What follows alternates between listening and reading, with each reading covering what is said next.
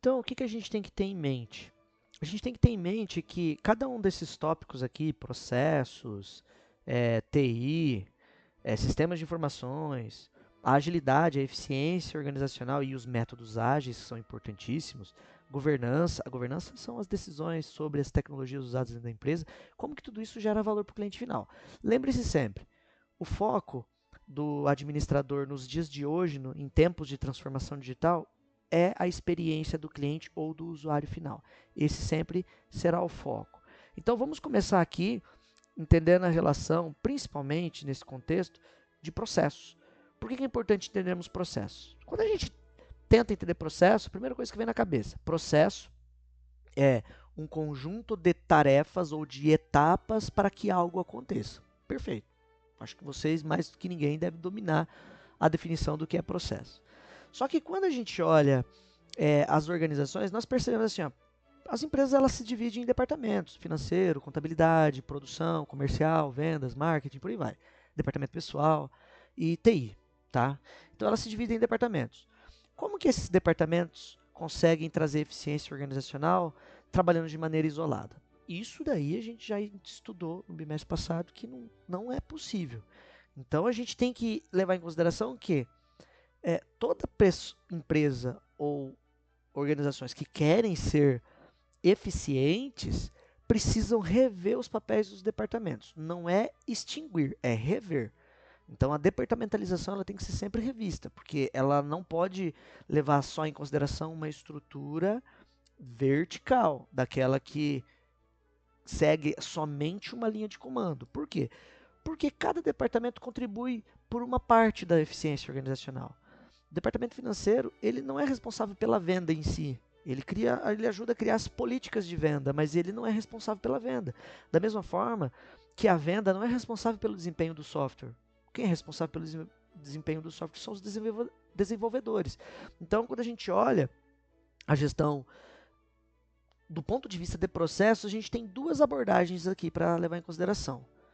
Por quê? Primeiro, o cliente nunca vai enxergar os departamentos. Ele enxerga a experiência completa quando consome ou quando compra um produto. Então, quando a gente olha esse tópico aqui, processos, a gente tem duas abordagens: a gestão de processos e a gestão por processo. E essas duas abordagens muitas vezes estão andando de mão dadas. Um gestor muitas vezes ele olha os seus departamentos do ponto de vista por processo, ao passo que o seu subordinado muitas vezes está olhando um processo em si. Então, quando a gente olha a departamentalização das empresas, primeira coisa, como que a gente mapeia esses processos? A gente olha departamento por departamento, a gente olha o fluxo inteiro. Então, existem várias formas para você mapear esses processos. E é claro, como que você mapeia o processo? Primeiro, você tem que ter um objeto para poder fazer esse mapeamento. Geralmente, o objeto é o próprio produto que você vende ou o serviço que você vende. Então, você vai... Lembra da abordagem sistêmica? Né? Então, existem os inputs, os outputs. Você pega, então, o pedido do cliente, você trata esse pedido do cliente como um input, e aí tudo o resto a organização tem que fazer para poder entregar essa solução para o cliente, que a gente chama de output. Então, como que mapeia, analisa, redesenha os fluxos de valor do cliente? Primeiro passo, vamos focar aqui, ó, gestão de processo. Gestão de processo é quando você tem processos específicos para gerenciar. Então, o processo de você desenvolver um software envolve a codificação, envolve ouvir o cliente, envolve outras coisas nesse sentido. E aí o que acontece nesse meio do caminho? Existem outras etapas que não competem a você. E é nessas outras etapas que não competem a você, nós chamamos isso de processos de outras pessoas. Quem está acima de você e dessas outras pessoas, geralmente olha os processos como um todo. E por isso ele faz a gestão por processo, enquanto um subordinado acaba gerenciando o processo em si. É claro que essa é uma visão simplista. Não necessariamente gestão de processo e por processo respeita essa cadeia hierárquica, mas é uma forma de distinguir a diferença entre as duas. Tá? Então, basicamente, a gente tenta entender os processos sempre olhando o ponto de vista do cliente. Como que o cliente percebe minha empresa, como que eu entrego para ela o serviço, o produto, e através dessa reflexão fica sempre mais fácil. Quando a gente olha a departamentalização, a gente levanta o primeiro problema gigante aqui, que é quando os departamentos eles ficam isolados, eles são modulares e eles não se conversam. Na literatura a gente chama isso de silos organizacionais, quando, por exemplo, o departamento de compras é totalmente isolado do departamento de vendas e ele geralmente ele compra tendo que fazer trabalhos manuais absolutamente para poder levantar a necessidade de compra. Ou seja, ele para identificar a necessidade de compras, ele tem que fazer levantamento da informação. Ele não tem essa informação precisa. Então, quando a gente olha, por exemplo, eu coloquei aqui compras, estoque e vendas e financeiro. A correlação entre cada uma dessas áreas dentro das empresas, ela tem que ser íntima, no sentido de que a informação do estoque, ela tem que ser o suficiente para um vendedor saber que não deve fazer um pedido maior do que ele tem, e ela tem que ser precisa para que o comprador possa repor esse estoque. O mesmo vale para o financeiro. Ele precisa ter informação fidedigna no momento em que o comprador vai fazer a compra, porque você precisa garantir o pagamento dessas compras. E por aí vai. Então, quando a gente olha o que acontece com esses silos organizacionais, basicamente quando cada setor otimiza somente a sua parte e não se conversa, então eu tenho um bom sistema de compras, um bom sistema de gerenciamento de estoque, mas eles não se conversam, é um problema danado dentro das organizações. Tá? O gargalo ele fica geralmente na comunicação entre esses departamentos e não necessariamente numa tarefa específica, ou seja, na tarefa de compra, quando o comprador ele quer saber o volume de itens que tem que repor do estoque. Não necessariamente o gargalo fica só nesse. Tá? Então, assim, quais são os sintomas mais típicos que a gente encontra aqui? Retrabalho entre as áreas. O compras tem que ficar pedindo levantamento para o almoxarifado para poder fazer o seu trabalho. O almoxarifado tem que ficar printando tela e mandando para o compras, ou imprimindo papel, relatório e mandando lá para o compras. As vendas também, mesma coisa. Eu preciso vender e preciso saber quanto que eu tenho de itens disponíveis, então ele fica jogando essa informação para o estoque ter que levantar, ou para o almoxarifado ter que levantar, e isso se aplica para o financeiro. Então, retrabalho totalmente desnecessário, poderia ser otimizado. As informações ela geralmente acabam sendo duplicadas, porque depois o compras tem essa informação, vendas tem essa informação, e eles podem se confundir com isso ao se conversar. Existem filas de espera entre os departamentos, acaba tendo uma certa responsabilidade difusa sobre essas falhas. Se o compras comprar errado, a falha foi de quem? Foi do compras ou foi do estoque que passou a informação errada? Então, eu sei que muitos softwares já superaram esses gargalos, mas ainda é importante falar desse assunto na realidade das micro e das pequenas empresas, tá? Muito importante falar sobre isso. Esses problemas geralmente eles surgem quando cada setor tem indicador próprio. Eles geram indicadores deles como se eles fossem uma ilha e ninguém responde pela experiência fim a fim, ou seja, o cliente ele não vai ver isso, mas ele sente quando demora para chegar o pedido, quando demora para produzir, quando demora para prestar o serviço, quando demora para entregar o serviço final. Então o cliente ele acaba sentindo no final da experiência e tudo o resto. Ele não tem ideia nenhuma de como a gente se divide do ponto de vista de departamentos. E aí é claro que a gente resgata o assunto da gestão de processos e gestão por processo.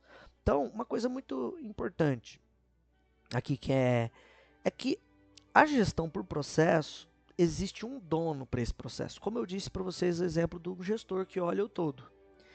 Já a gestão de processo, ela depende um pouco, como que eu posso dizer, das tarefas que foram eleitas para aquele processo. Tarefas, atividades, subtarefas, entre outras coisas. Tá? Então, quando a gente olha a gestão de processo, primeiro, a gestão de processo ajuda você a entender cada processo de maneira isolada. Então, assim, eu vou olhar o processo de fabricação de uma aba de boné para saber apontar os custos no sistema. Ok? Essa é uma forma de abordar e mapear um processo específico. Na gestão de processo também nós buscamos a padronização de cada uma deles. Tá? De cada um desses processos a gente busca a padronização. Para quê? Porque ele traz eficiência e controle. Geralmente, a gestão de processo, ela atua sobre os gargalos e sobre os desperdícios. Ela é muito boa para levantar causas e problemas, tá? Então ela acaba sendo muito importante. E a gestão de processo utiliza muito indicadores de desempenho operacional, como por exemplo, desperdício de máquinas e equipamentos, desperdício de matéria-prima, desperdício de tempo, ou seja, máquina parada. No caso da gestão de TI, a gente olha a gestão de processo justamente pensando nisso, quanto tempo um software ficou sem o devido cuidado, aquele projeto que não teve avanço.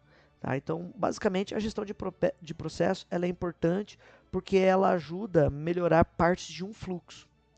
Então, ele olha de maneira isolada ilhas de processo.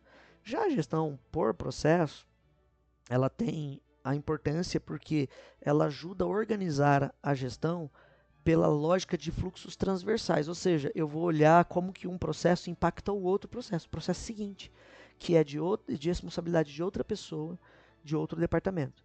Então perceba que quando você está desenvolvendo softwares, se você entender que as empresas funcionam assim, fica muito mais fácil entender da onde que você vai tirar a informação para gerar relatórios, da onde que eu tenho que alimentar determinadas informações para ir para o sistema, determinados dados. Geralmente a gestão por processo foca justamente a entrega de valor percebida pelo cliente. Ele vai entregar todas as áreas, sistemas, metas, responsáveis. Então, a gestão por processo é uma gestão mais que de sistêmica, né, de topo. A gestão por processo vai olhar todos os processos de maneira transversais, ou seja, vai olhar cada uma das pessoas que estão cuidando de um processo isoladamente. Tá? Na verdade, é através da gestão por processo que a gente define cada dono de processo e quem que vai gerenciar cada fluxo. Isso é muito importante nesse contexto. Então, como que a gente faz um ciclo de melhorias de processo? Como que a gente faz isso? Primeiro, a gente tem que achar os problemas daquele determinado processo. Então, você vai achar o problema e o objeto. Você vai precisar mapear o fluxo atual, ou seja, você tem que entender como que aquele produto circula pela empresa do início ao fim, como que um procedimento é feito do início ao fim. E veja bem, eu estou falando de processo, não é só processo produtivo, tá?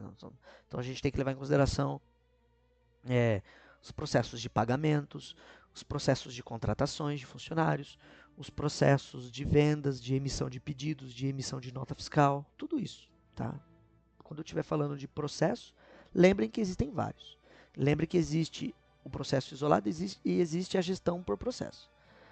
Mas para entender como mapeiam-se esses gargalos, esses problemas, primeiro a gente tem que identificar os problemas de maneira isolada, para tentar entender as suas causas. Tá? A gente tem que entender o fluxo atual, hoje é feito desta forma, e é isso que causa o problema, ou seja, quais são os gargalos. A gente tem que analisar para entender de onde que ele surgiu. Depois, baseado no processo antigo, no problema identificado e nas causas identificadas desse problema, a gente redesenha um processo futuro.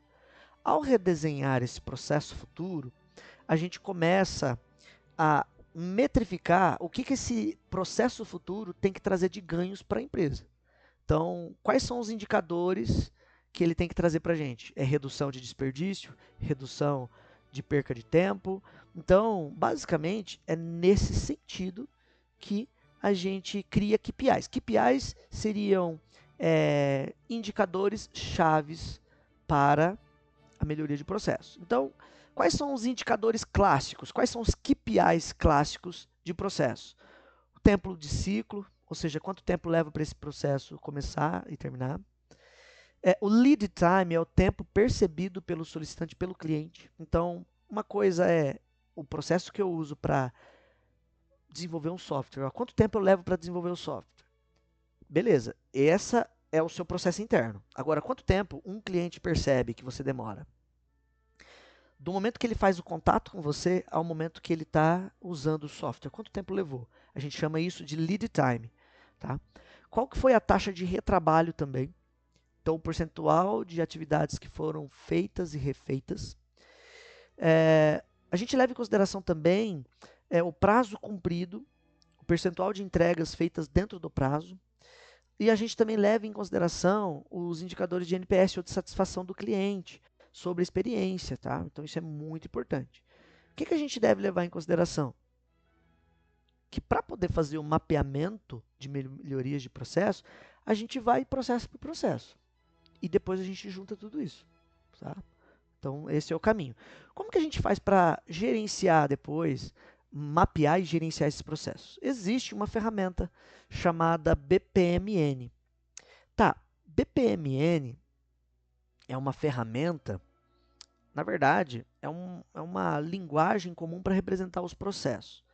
Então, BPMN significa Business Process Management Notation, tá? Business Process Model and Notation. Perdão, falei errado para vocês. É Business Process Model and Notation, que significa, no fim das contas, formas de você documentar e gerenciar esse processo. Então, quais são os elementos mais importantes? Primeiro, o evento é algo que inicia, interrompe ou encerra um processo. Entender a atividade, ou seja, o trabalho que tem que ser realizado para entregar aquele produto final para o cliente. O gateway, que entre um processo e o outro, a gente chamamos de portões, são etapas, né? A decisão, a condição, a ramificação. Geralmente o gateway é uma fase no processo em que você ou vai para um caminho ou vai para o outro. Então ele te traz uma bifurcação de decisões aqui. A área, ator ou responsabilidade, que nós chamamos de raia, isso. E o fluxo, a sequência, como que isso é replicado e tudo mais. Então, a gente leva em consideração esse exemplo aqui. Você recebe um pedido, valida o pagamento, separa o produto, entrega e depois tem o pós-venda. Esse daqui é um processo de vendas de um produto online, por exemplo. Recebe o pedido, confirma o pagamento. O pagamento já foi feito, separa o produto, faço a entrega. Depois que a entrega é feita, existe o pós-venda. Quando a gente olha desde o pedido até o produto entregue, nós chamamos isso aqui de processo inteiro, né? Então, só que da porta da empresa para dentro, a gente só vai considerar quando o cliente fez o pedido e a gente gerou o pagamento para ele. Então, a gente começa a contar daqui. E o pós-venda é quando a gente valida com o cliente se houve sim a entrega desse pedido e se ele está satisfeito ou não. Veja bem que esse aqui é um processo macro. Agora, qual que é o evento que inicia esse processo? É o pedido do cliente. E qual que é o evento que interrompe e encerra? É o cliente responder que ficou satisfeito com a entrega. Tá? Então, basicamente é isso. Validar pagamentos, separar produto e entregar, nós estamos falando de atividades de trabalho. E em cada uma dessas etapas existe uma decisão. Então, o pedido foi recebido, gera o pagamento, é um gateway. Validamos o pagamento, sim, então vamos separar o produto. Não, então cancela a venda ou espera a pessoa pagar, tá? Continua esperando. E assim vai, tá? Então esses são os elementos mais úteis da linguagem para você representar os processos. E aí, é claro, a gente entende que as empresas estão em um cenário de omnichannel ou num cenário de multicanais. Ou seja, eles têm aplicativos, têm sistemas ERPs, tem loja física, tem CRM, tem empresa de transporte, tem sistemas integrados de pagamento, cada um deles se conversando, estão em multiplataformas, multicanais, vende no Instagram, vende no TikTok Shop, vende na Shein, na Shopee, por aí vai. Só que, vamos imaginar esse seguinte cenário aqui. O cliente ele compra pelo aplicativo, retira na loja e solicita troca pelo WhatsApp. A experiência parece simples, mas internamente exige integração de estoque, venda, logística, atendimento e financeiro. Primeiro, por quê? A venda já foi feita, já está pago. É um dinheiro que já entrou no nosso caixa. Leve em consideração que se ele está devolvendo, o problema está ou no produto ou na venda, se ele está devolvendo. Tá? Então, se ele está solicitando a troca, a gente precisa mapear esse motivo. Ele pede pelo WhatsApp, geralmente o WhatsApp é da venda. Ele volta para o nosso estoque, é uma informação que precisa estar integrada. Então, assim, basicamente, se você não tem uma boa gestão de processo para uma prática simples que acontece em uma loja qualquer, como que você vai monitorar se o valor de estoque que aparece no sistema é de fato real. Tá valendo. Assim, eu olho no meu sistema e diz assim, eu tenho 5 tênis no meu estoque desse modelo, 5 tênis da Nike. Eu olho no sistema, aí eu olho na minha prateleira e falo assim, cara, só tem 4. Por quê? Não, na verdade tem 6. Por que tem 6 se aqui tem 5 no sistema? Ah, porque houve uma devolução e não houve a integração de novo no sistema desse estoque. Então, quais são os riscos de não haver uma gestão por processo? É justamente esse. O estoque pode ser diferente entre a loja e o sistema. O atendimento sem histórico do cliente pode gerar muito transtorno. O cliente pode usar de má fé e você... Ou o próprio vendedor usou de má fé, fez uma venda incorreta para o cliente e você não conseguiu mapear isso, não conseguiu garantir uma boa experiência para o seu cliente. Então, basicamente, a troca sem regra integrada também pode ser um baita de um desperdício, pode ser muito perigoso nesse sentido. O crédito, ele pode ser lançado com atraso, ou seja, você já recebeu, mas você tem que devolver esse dinheiro para o cliente. Pode haver aí um baita desencaixe de caixa. O cliente ele percebe uma certa desorganização da sua parte, se não há uma certa integração na hora de validar isso daí. Então, o que a gente tem que levar em consideração aqui? Quem de verdade é dono da experiência do cliente? O cliente, o vendedor ou o gestor da empresa? Quem que é o verdadeiro dono da empresa? É claro, a gente pode responder assim, é o dono é a gestão de processo, por processo. Então, o gestor que faz o gerenciamento por processo inteiro, ele acaba se desbocando em quem? No dono, no gerente, no gestor, claro, né? Mas no fim das contas, o que a gente quer dizer aqui? Não basta só criar um software bom, ter um ERP, não é garantia de que a empresa está sendo eficiente e ágil. Então é aí que entram as metodologias ágeis, porque não basta só informatizar a empresa, é necessário entender o fluxo de processo, integrar os sistemas, definir os responsáveis pelos processos. Então, assim, o vendedor fez a venda, ele é o responsável pela devolução? Ele é responsável por atender a devolução, mas o processo da devolução tem que envolver estoque, tem que envolver faturamento e tem que ter uma pessoa responsável por isso, porque essa pessoa vai ter que emitir uma nota de devolução para voltar esse produto para o estoque. Então veja como que o negócio é amarrado, ele é sistêmico nesse sentido. E aí que entram as metodologias ágeis na gestão de TI, pensando na eficiência entre como que eu posso fazer com que os meus sistemas sejam bons para trazer agilidade dentro das empresas. O meu aplicativo, o meu sistema, a minha loja física, o meu CRM, a minha logística de entrega, de devoluções e tudo mais, e o meu financeiro. Como que eu faço para integrar tudo isso daqui de maneira inteligente, utilizando metodologias ágeis? Agora, primeiro ponto, agilidade não tem nada a ver com só ser rápido, tá? Sim, faz parte, mas não tem a ver só com ser rápido. Metodologias ágeis estão ligadas com práticas que tornam a empresa mais eficiente e mais eficaz, principalmente esses dois termos, eficiente e eficaz. Ela pode ser excelente, ela pode ser é, é, excelente, ela pode ser essencial, mas tem que ser eficiente e tem que ser eficaz.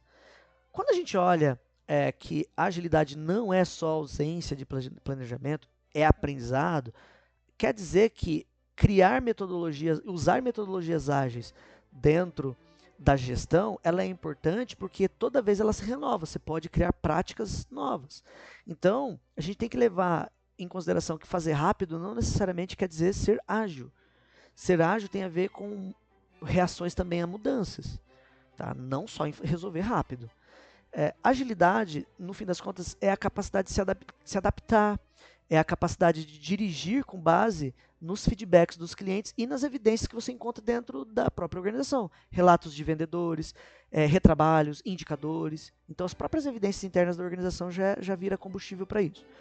Temos o Scrum, o Kanban, Design Sprint, Design Thinking, que são metodologias ágeis que ajudam a reduzir riscos em ambientes incertos. Ambientes que mudam muito. Uma loja, um varejo, não necessariamente muda tão rápido assim. Mas Scrum e Kanban são excelentes ferramentas. Para vocês aqui, Scrum, eu nem vou adentrar tanto assim, porque Scrum vocês têm disciplina que aqui dentro do curso que fala só sobre o Scrum, que é uma forma muito boa de gerenciar a produtividade na prestação de serviço. Então o Scrum é uma ferramenta maravilhosa, desenvolvida inclusive pela CIA, FBI, se eu não me engano, que ajuda muito dentro de ambientes que envolvem desenvolvimento de software ou nas agências de publicidade, tá? Mas o Scrum pode ser aplicado para qualquer empresa. Agora, Kanban também. Kanban é aplicado para qualquer tipo de empresa. Os quadros em que você pode priorizar ações, tarefas, usar várias matrizes diferentes com o Kanban é maravilhoso. O Kanban ele é adaptável, ele é fácil de usar. Mas por que é importante usar metodologias ágeis? Por quê? Porque você cria toda uma cultura dentro de uma organização, as pessoas começam a falar de produtividade, de assertividade, de querer olhar para o cliente, de ser ágil. Então, no fim das contas, gestão ágil exige mudança de mentalidade dentro das organizações, transparência, foco no cliente, que é uma das coisas que eu tenho falado aqui de maneira recorrente. Vamos lá, por que as metodologias ágeis surgem então? Primeiro ponto, tá? Os ambientes complexos sempre exigem mudanças rápidas, então o ciclo acaba se tornando curto, a adaptação acaba se tornando cada vez mais recorrente. Os modelos tradicionais, e o modelo tradicional lembra da loja tradicional, da fábrica tradicional, do prestador de serviço tradicional. Eles têm um escopo definido no início dos processos, tá? Geralmente ele é padrão, ele sempre começa do mesmo jeito. A entrega sempre está concentrada no final, ou seja, também é do mesmo jeito. O cliente faz o pedido, você tem que entregar o produto sempre do mesmo jeito. E as mudanças são retratadas, são tratadas e registradas como exceção.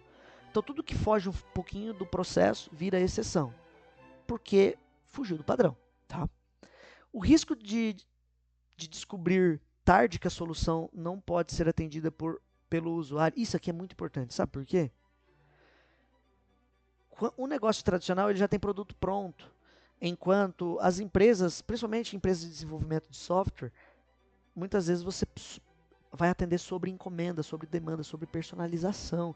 E quando você atende sobre personalização, aí sim requer metodologias ágeis. Coisa que no tradicional não acontece. Tá? Não acontece. Por que ela é importante? Por quê? Porque ela te dá uma certa priorização de valor, ela te ajuda a fazer entregas incrementais para o cliente. Isso é importante porque o cliente percebe valor no seu serviço. Quando você faz entregas incrementais, no fim das contas, nós estamos falando daquela cerejinha do bolo que você entrega para o cliente. O feedback ele sempre é frequente, e isso ajuda bastante. O aprendizado é sempre contínuo. A mudança ela acaba sendo incorporada como parte do trabalho. Então é muito bom mesmo. Agora, pessoal, por que no caso do Scrum ela é importante para vocês? Basicamente, é uma metodologia que traz transparência para os processos, para todo mundo da equipe, é importante isso. No caso da nossa aula aqui, o ponto central é que usar metodologias ágeis dá a possibilidade de você fazer a gerência de incerteza, né, das mudanças que o cliente pode fazer ou dos imprevistos que podem surgir no meio do caminho. E maximizar valor percebido pelo cliente. Quando eu falo maximizar valor, eu não estou falando só de preço, tá? Porque o preço, quando o cliente percebe valor, ele paga caro mesmo. Eu estou falando de benefício. Quando ele enxerga que com você, contratar sua empresa, contratar sua solução, ela é importante nesse sentido, tá? Então é nesse quesito.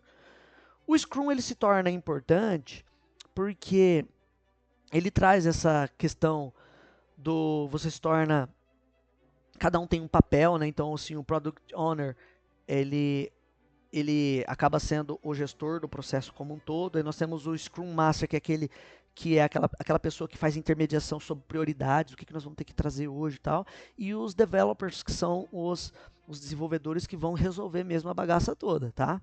Então, quando a gente olha o Scrum, o framework dele é muito legal porque ele é dividido nesses 3 personagens principais, né? O dono do projeto, o responsável pela priorização de tarefas e a galera que mete a mão na massa e faz tudo funcionar. E aí, a gente leva em consideração que o Scrum, ele tem fases, né? Então, ele tem as sprints, que são se acelerar as entregas e poder entregar cada vez mais rápido o produto. Nós temos o planejamento dessa sprint, dessa entrega rápida. Nós temos o Scrum diário, ou seja, no fim das contas é a priorização diária de, de, de cada tarefa que foi definida no dia, né? E aí nós temos as fases de rever se tudo foi feito de maneira em conforme com o planejado, tá? Então, assim, você faz uma revisão, uma retrospectiva do que o que deu certo e o que não deu certo. E por que que isso funciona muito bem? Porque os 3 pilares empíricos do Scrum são transparência, inspeção e adaptação. Todos da equipe aqui, ó, participam justamente dessas fases, tá? Não é porque existe o Product Owner e o Scrum Master que os desenvolvedores não participam. Então, na verdade, cada um desses eventos e artefatos que aparecem aqui, eles foram desenvolvidos para sustentar aqui transparência, inspeção e adaptação, tá? Então, no fim das contas, é isso. O Kanban, por sua vez, ele é muito importante porque ele traz para a gente painéis divididos em fases, tá? Então, o Kanban é uma baita de uma ferramenta de metodologia ágil.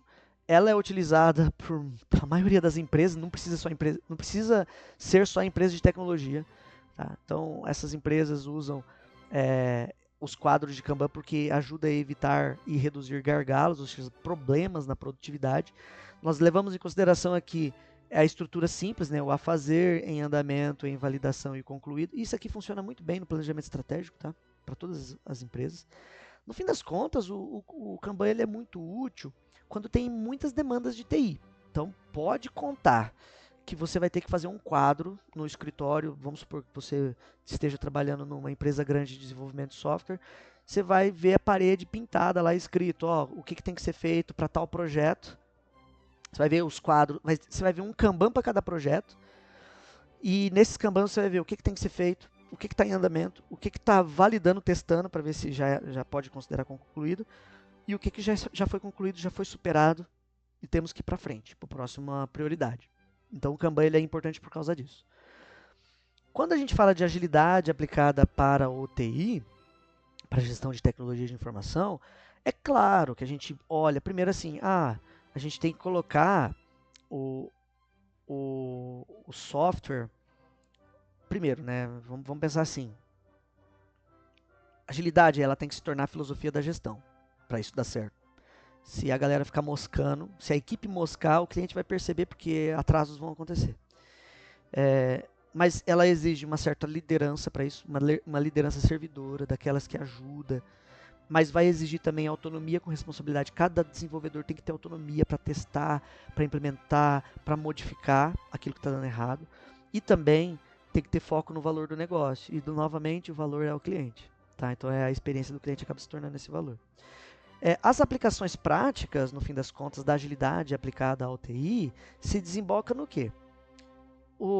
As implantações de ERPs, elas são feitas em ondas, no sentido de que você não consegue fazer a implantação de uma vez só. Imagina, você está atendendo uma empresa que usa há 10 anos o mesmo software e você está propondo um software melhor, mais robusto, que integra todas as áreas da empresa e tira ela daqueles silos organizacionais. E você quer implantar isso tudo de uma vez. Primeiro, é impossível isso acontecer, porque existe aí a migração de tabelas de banco de dados. Né? O próprio banco de dados precisa ser migrado, então você precisa separar por ondas, por fases. E aí, com a gestão ágil, você consegue organizar quais são as ondas, né, prioritárias para poder fazer essa implantação. Você tem que levar em consideração que, nesse momento, é que você consegue propor melhorias de atendimento para o cliente, ciclos quinzenais de suporte, de tentar descobrir ali, no caso, descobrir se o cliente está satisfeito com cada fase que foi implantada. Isso é o mais importante. Desenvolvimento de dashboards, protótipos, automação de processo por backlog de valor. Então você consegue fazer tudo isso nesse sentido. E quais são os desafios? Primeiro, se a liderança ainda é comandada, orientada por comando e controle, ou seja, muito tradicional, dá trabalho isso, por isso que tem que ter uma liderança servidora. Se tem pouca autonomia nas equipes também não vai dar certo, porque como que você promove melhoria numa cultura que todo mundo que sugere alguma coisa, você coloca no canto a sugestão daquela pessoa. Então, não é sadio isso. As pessoas têm medo de errar, têm medo de ser transparente com o que pensa, isso também não é sadio, não vai dar certo aplicar agilidade em TI se as pessoas têm medo de inovar, porque inovação requer crítica. As pessoas têm que ter pensamento crítico para promover inovação. Tá? Então é muito importante levar isso em consideração. Agora, como que a gente pode gerenciar essa implantação da gestão ágil? Como que a gente pode olhar essa gestão por processo de maneira eficiente? Claro, a gente tem que levar em consideração que a informação é o ponto alto de toda a administração, de toda a gestão. Então, os sistemas eles são integrados, têm que ser integrados, os processos e as pessoas, tá? Então, os dados têm que ser integrados, as pessoas têm que ser integradas e os processos têm que ser integrados, isso é muito importante. Que o valor do TI ele depende do uso gerencial, mas não é apenas uma ferramenta só para cumprir tabela. Ultimamente as empresas têm usado muitos os softwares pro forma. Contratam um software robusto lá para quê? Para poder fazer nota fiscal. Isso está errado, né? Tem que sair dessa mentalidade do empresário médio, do empresário ruim, que só pensa em sonegar e tudo mais.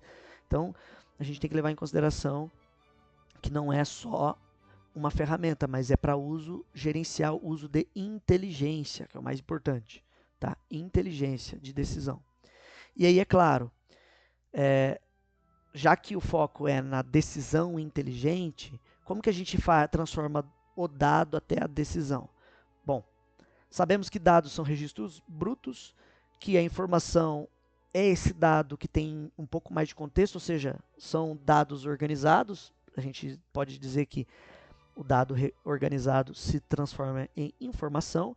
Agora, quando você entende essa informação, interpreta, nós estamos falando de conhecimento. A partir do momento que você conhece, fica fácil decidir. E a decisão é a escolha gerencial. Tá?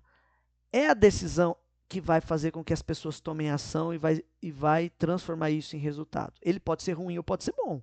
Então vai depender muito da qualidade de como que você documenta os dados, de como que você organiza esses dados e transforma em informação, como que essa informação é transformada em conhecimento e como que esse conhecimento vai virar isso daqui, ó, resultado através das decisões tomadas nas empresas. Tá? Então, basicamente é isso.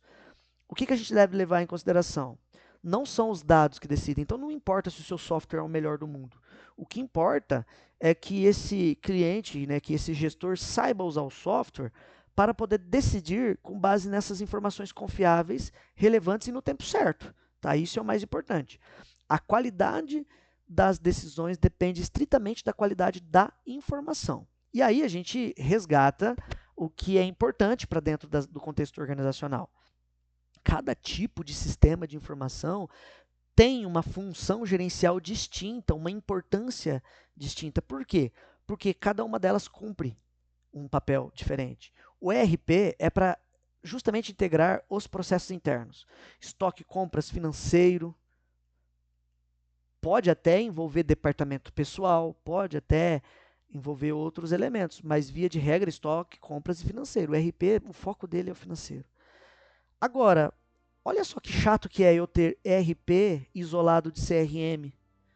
O CRM gerencia o relacionamento com o cliente, ou seja, histórico de vendas e de não vendas, de devoluções, de satisfação e insatisfação, campanhas, atendimento feito, o que aconteceu com esse atendimento. Meu, eu preciso integrar o quanto um cliente que disse não custa para a minha empresa, que é uma informação financeira. Olha como que um ERP ele tem que estar ligado com o CRM. Tá?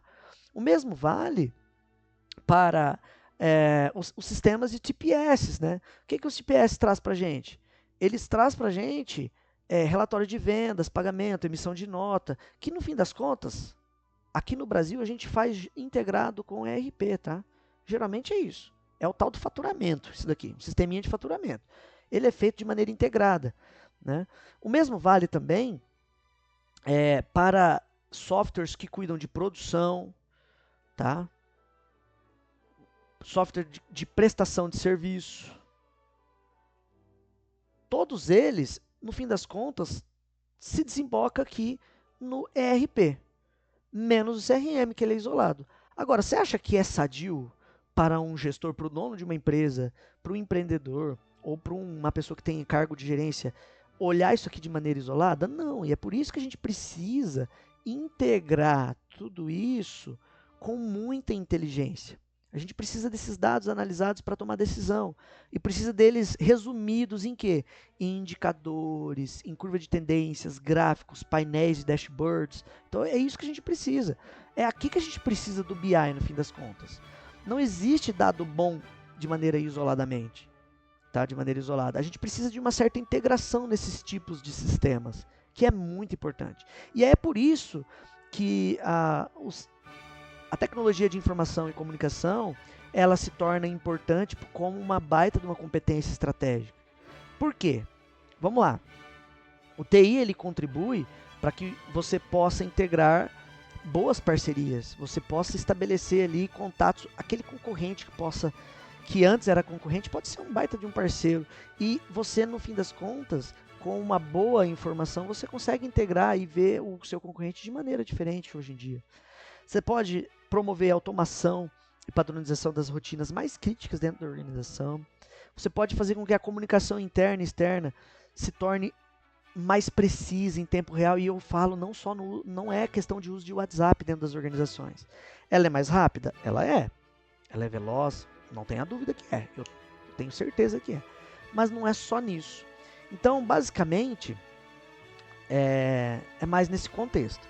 Outra coisa importante que a gente tem que levar em consideração aqui, que a gente perde muito mais em não ter uma TI mal gerenciada do que a gente pensa. Então, quando a gente não tem sistemas integrados, vai ter prejuízo de decisão, gargalos nos processos. Então, gargalo é a coisa mais importante que a gente tem que levar em consideração. As decisões elas podem ser lentas, baseadas em intuição. Meu Deus do céu, a pessoa acha que vai vender mais, ela não pode achar que vai vender mais antes de comprar mais estoque. Ela tem que ter certeza que há uma curva de tendência, né? Então ela tem que olhar uma curva de tendência para diminuir o risco antes de tomar uma decisão. A tecnologia ela jamais pode estar desconectada da estratégia. Isso é um baita de um sintoma de uma TI mal gerida, quando a tecnologia está totalmente desconectada da estratégia. Imagine só uma empresa que agora, na década de 2020, estamos em 2026, imagine agora uma empresa ainda falar, vai lá no CPD para ele resolver o seu problema. CPD, Centro de Processamento de Dados. Centro de Processamento de Dados é um tipo de departamento que foi extinto na década de 90. Quando você precisava fazer backups de disquetes, né, de cada área da empresa para você levar lá nesse centro de processamento de dados para soltar esses dados no servidor, no computador, né, no software principal, para ele poder gerar os relatórios da empresa. Imagine uma empresa que tinha filial em cada uma em uma cidade, como que isso era difícil fazer. O centro de processamento de dados, né, só foi extinto quando veio a internet, para você conectar daí as redes internas, as intranets das empresas. Mas fora isso, olha como que o risco de uma TI, né, de uma TIC mal gerida pode trazer para as empresas. Então eu peço que vocês olhem isso aqui com calma, com cuidado, tá? Então os sistemas integrados, eles são importantes porque ajuda na velocidade da informação e na agilidade da gestão. Só que, justamente por ter esses dados à disposição, é necessário uma governança desses dados. Precisa de uma galera que passa a gerenciar esses dados de maneira responsável e eficiente, tá? Então isso é muito importante.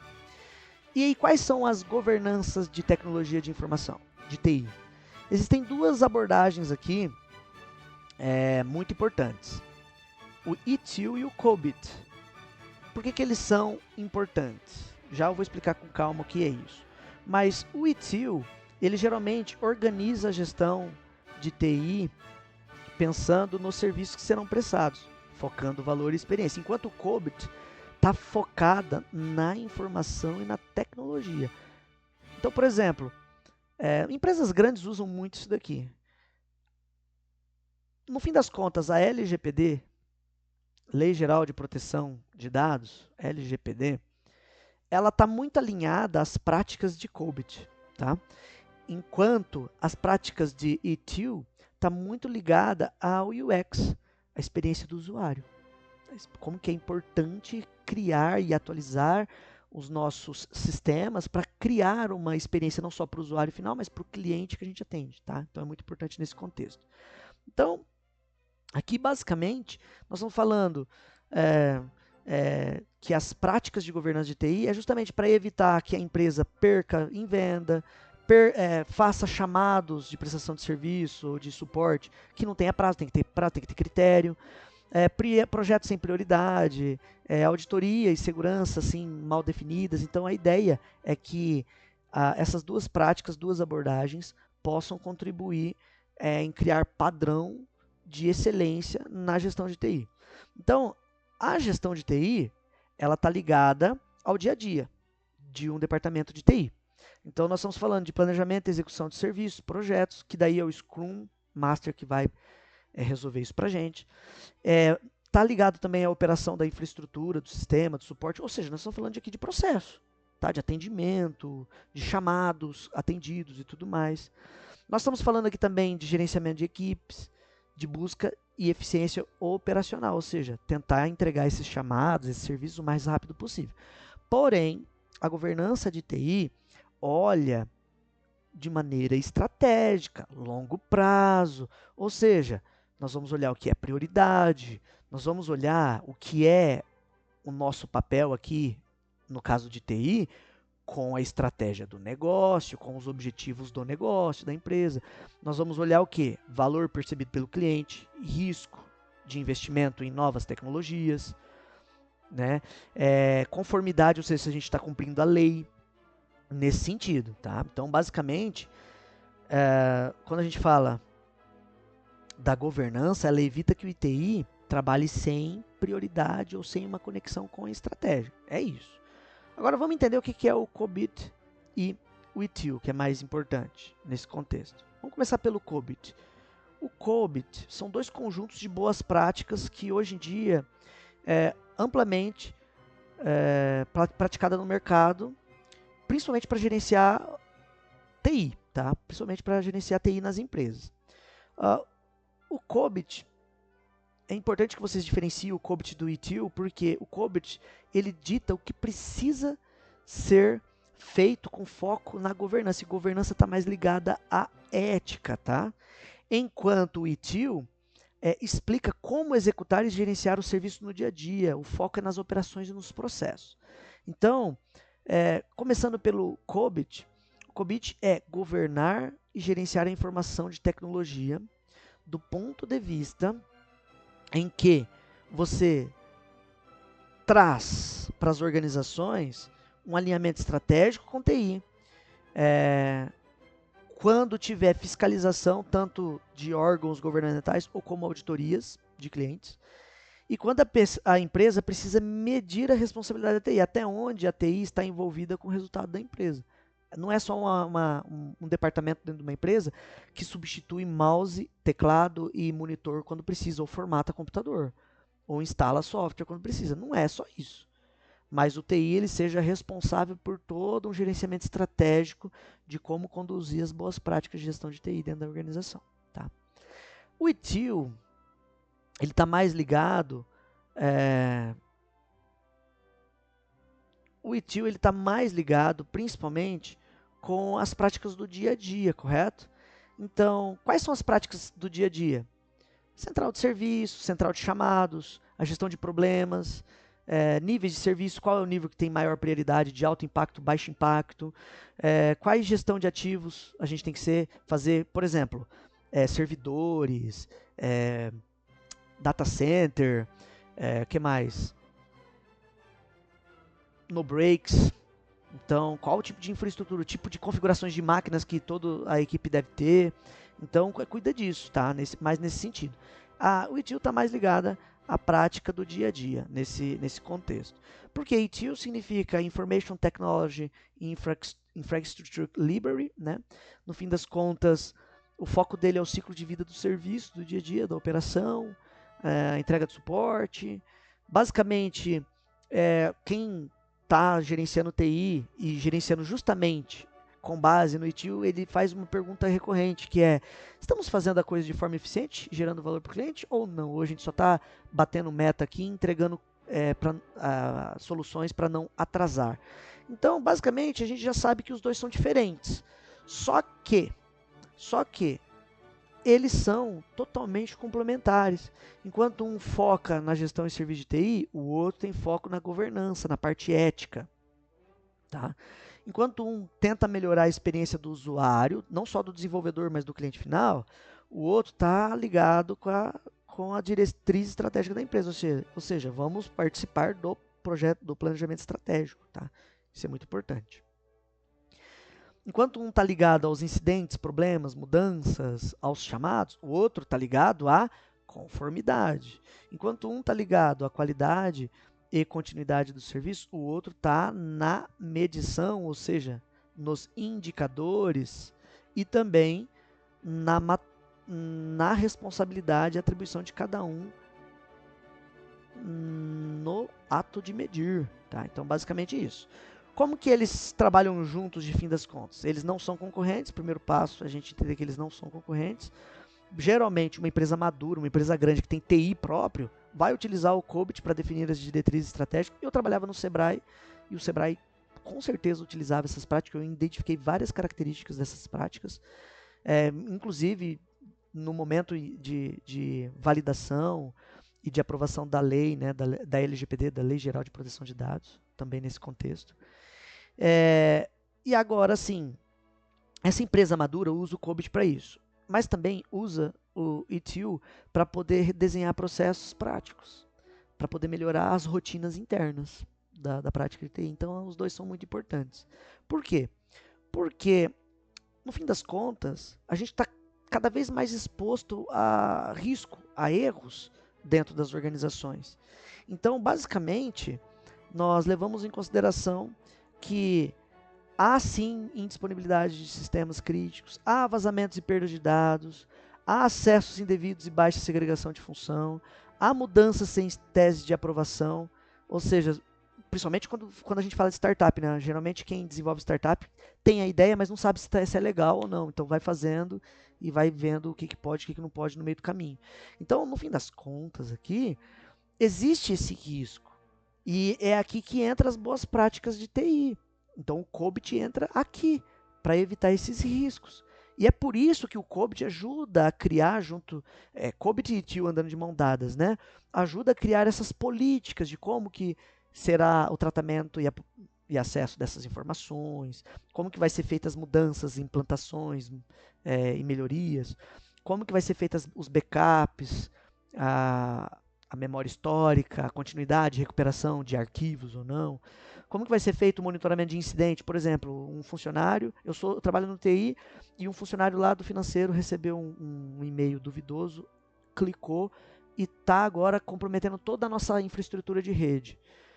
Como que a gente lida com essa situação? Então, justamente o COBIT que é quem traz essa prática para a gente no gerenciamento de TI, as auditorias e tudo mais. Então, no fim das contas, basicamente, as boas práticas de gestão de TI estão muito mais ligadas na cibersegurança do ponto de vista em que o TI envolve riscos, muitos riscos, pela superexposição de dados e tratamento de dados e vulnerabilidade de software ou de sistema, né, e por aí vai, ou de hardware também, de componente. Então, nós estamos falando de uma gestão que traga segurança, continuidade, conformidade, para as empresas, isso é uma das coisas mais importantes de maior valor institucional. Outro tópico muito importante, tá, que a gente deve levar em consideração, tenta simular, eu recomendo você, uma forma de você estudar para a prova, faça exercícios de situação-problema. Imagine você estar em uma rede varejista que cresceu rápido nos canais digitais, mas manteve processo departamentalizado, ou seja, vive em ilhas. sistemas pouco integrados, de baixa maturidade de governança de TI. O que você faz aqui? Que tipo de diagnóstico você faz aqui? A gente pode especular vários tipos de, de situações. Primeiro, ele não tem só problema técnico aqui, porque ele cresceu rápido, mas ele não teve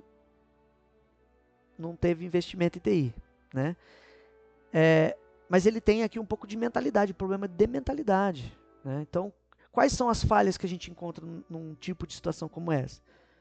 Integração entre setor, excesso de retrabalho, atraso em processos, em projetos tecnológicos, problemas de comunicação interna, falhas no atendimento ao cliente. A gente encontra tudo isso nessa empresa. Agora, como que a gente tenta resolver isso? Primeiro, precisa de dar mais atenção para o TI? Com certeza, precisa dar mais atenção para o TI. Agora, como que a gente dá essa atenção? Não é só liberando dinheiro e recursos, é criando mecanismos e procedimentos, criando uma gestão por processos, aplicando metodologias ágeis. Então, é nesse momento que a gente percebe que a gente precisa mapear quem é o dono do processo para reduzir o trabalho, o retrabalho. Né? Como que a gente vai criar esses backlogs, esses sprints? Vamos implantar aqui um Kanban e um Scrum? Vamos implantar esses dois aqui para dar mais agilidade? Como que a gente faz a integração de ERP, CRM, BI e os canais digitais, então? Nós estamos falando de Instagram ou de lojas digitais, TikTok Shop, Shopee, Mercado Livre, Shein. Nós estamos falando desse tipo de integração aos sistemas das empresas. Isso é muito importante. Tá? Como que a gente vai definir um catálogo de serviços dentro do TI? Porque o TI agora vai se tornar uma prestadora de serviço interno para os departamentos da empresa. Né? E aí, como que nós vamos estabelecer as políticas, papéis e riscos? É assim, esses são os passos para introduzir uma gestão de TI em uma empresa tradicional, basicamente. O nosso tópico é esse hoje. No fim das contas, o que você precisa enxergar aqui? Que para fazer essa implantação em etapas, precisa de diagnósticos, intervenção, justificativa e indicador. E agora, diagnóstico eu tenho, no slide anterior aqui. Eu tenho um diagnóstico. Essa é a situação do problema. Intervenção, qual que é a minha intervenção? A minha intervenção, no fim das contas, é dar mais atenção ao TI e criar políticas para que o TI tenha autonomia de trabalho e orçamento de trabalho. Né? Não é só soltar o dinheiro para o TI. Né? E aí, o que nós vamos fazer? Melhorar processos para reduzir retrabalho. A justificativa, reduzir retrabalho. Agilidade para priorizar valor e criar uma percepção de priorização de atividades. Não dá aquela sensação de que a empresa é desorganizada. TI, para quê? Para que os dados, né, sejam condensados em um BI, né, em uma forma de você enxergar a empresa como um todo. Então, justificativa, e para cada fase, para cada prática que a gente falou durante a aula inteira, a gente coloca uma justificativa. E quais são os KPIs? Que tipo de indicador a gente mede aí? Primeiro, a gente vai analisar a eficiência de processo, para saber em quanto tempo isso é resolvido. A gente vai analisar a qualidade de atendimento, ou seja, se as pessoas ficaram satisfeitas com se eles ficaram satisfeitas de fato com o serviço que foi prestado, com o jeito que o TI resolveu o problema, a intervenção. Quanto tempo desde o problema ser identificado até ele ser resolvido por completo? Como que isso foi percebido pelo cliente, pelo usuário final? Quais foram os serviços lá no seu catálogo de serviços que o TI vai prestar, do ponto de vista de disponibilidade, de incidentes críticos e de previsão até de mudanças tecnológicas para você se antecipar a isso. E é claro, e qual é a governança, qual é a parte ética e legal em conformidade que esse novo departamento de TI vai adotar, né, para poder entregar tudo isso, entregar eficiência, agilidade, performance para a prestação de serviço interno. Pessoal, como que vai ser a prova? A prova, ela é simuladinho de ENAD, tá? Então, você deve levar em consideração que as questões, elas lembram muito estudos de caso. Então, ele vai te dar uma situação e você vai responder. Que prática de gestão adota aqui? Metodologia ágil ou não? Scrum, Kanban. Nesse caso aqui, o que significa ITIL, o que significa COBIT. É mais nesse contexto, tá? Eu acho que essa videoaula ela é suficiente para que você faça uma boa prova. E basicamente eu desejo uma boa prova a todos vocês. Façam um simuladinho. Utilize essas perguntas como referência para estudar para a prova, tá? Tudo que foi falado aqui nesse vídeo, na verdade eu já dei a resposta para essas perguntas. No fim das contas, é uma prova suave, tranquila. Tivemos pouco tempo para trabalhar esses assuntos, mas eu confio muito na capacidade de vocês e nos vemos na vista de prova, de preferência de forma presencial. Eu faço questão para que a gente possa conversar. Fechou? Fiquem com Deus e uma boa prova.